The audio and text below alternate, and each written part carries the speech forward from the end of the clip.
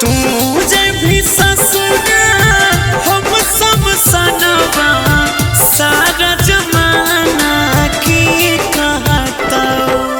तू जब भी ससुरा हम सब सनवा सारा जमाना की कहता।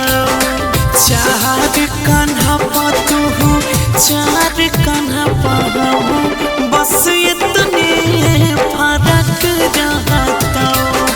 चार कान्हा पातू चार कान्हा पाहू बस इतने फर्क रहता।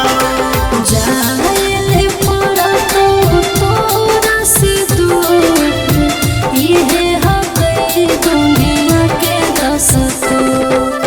जाए पड़ा तो तोरा से दूर ये हक दुनिया के दस्तूर। रह गोरे कानत है वो दोसर के अमानत मांगिया में पड़ते से रह गोरे कानत है वो दोसर के अमानत मांगिया में पड़ते से।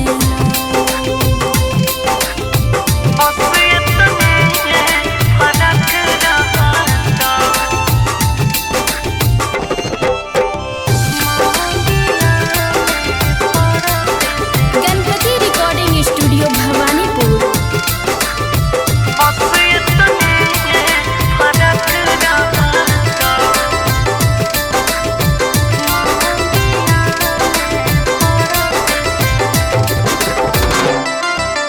भागिया तोहारा जग तो हमारा सीता में अगिया लगता।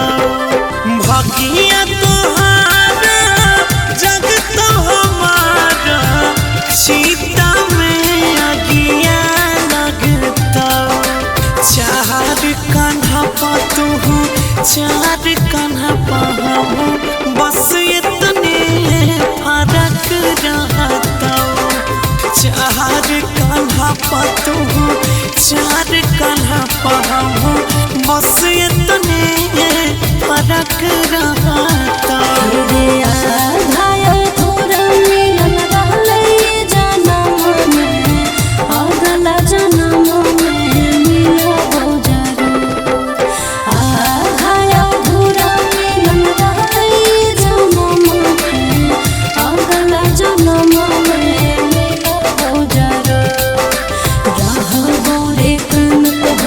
दोसर के अमानत मांगिया में पड़ते से रह गोरे कानत है वो दोसर के अमानत मांगिया में पड़ते से।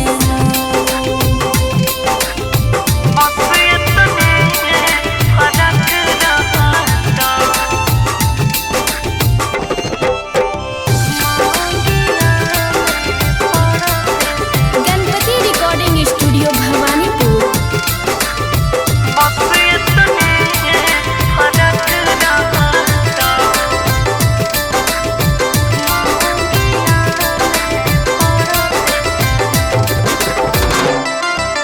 जखनी तोहर से नूर दल होई तो सीता से आखिरी आवाज आई तो।